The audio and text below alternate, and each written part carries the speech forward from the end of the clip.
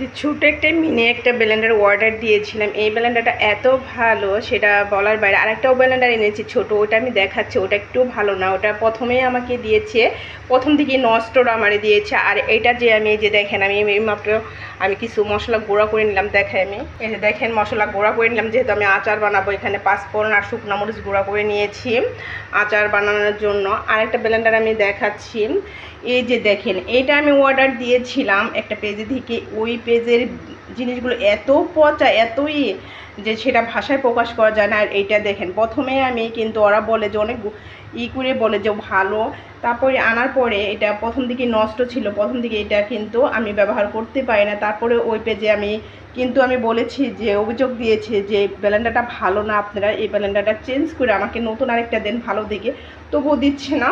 আর দেখেন আমি এই যে এইখানে কিন্তু এটা আমি অর্ডার দিয়েছিলাম, এটা আসলে ভালো। আর মাশাআল্লাহ অনেক ভালো, আমার তো অনেক ভালো লেগেছে। এটা যে ছোট একটা ব্লেন্ডার করেছি দেখেন। অনেক সময় কিন্তু অল্প কোনো কিছু মশলা ব্লেন্ডার করতে দেখা যায় বড়টা আসলে করতে একটু ঝামেলা লাগে, আর ছোটো একটা থাকলে পরে এটার মধ্যে ব্লেন্ডারে কিন্তু করে একদম নেওয়া যায় আর যখন তখন। আর এটা একটা ব্যাগেও নেওয়া যাবে, যেহেতু যদি আমি কখনো গ্রামের বাড়িতে যাই, দেখা যায় মশলা আবার কাউকে ডেকে এনে বাটানো একটা ঝামেলা, আমার ঝামেলার করতে হবে না। দেখেন অনেক সুন্দর কিন্তু।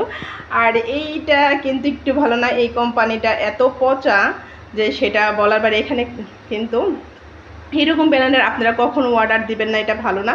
এই যে ধরনের একটা দিবেন অর্ডার, অনেক ভালো এই ব্লেন্ডারটা মাশাআল্লাহ।